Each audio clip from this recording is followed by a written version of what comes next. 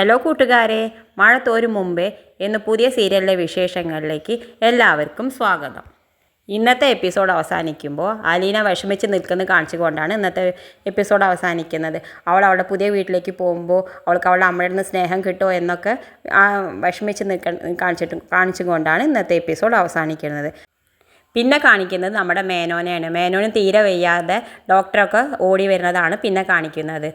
പിന്നെ മേനോൻ മനുവിനോട് പറയുന്നുണ്ട്, നമ്മൾ ആശ്രമത്തേക്ക് പോയത് ഇവിടെ ആരും അറിയണ്ട, അവളെ എത്തിക്കേണ്ടടത്തേക്ക് എത്തിക്കാൻ വേണ്ടിയിട്ടാണ് നമ്മൾ അങ്ങോട്ട് പോയത്, ആശ്രമത്തേക്ക് പോയത് എന്നൊക്കെ മനുവിനോട് പറയുന്നുണ്ട്.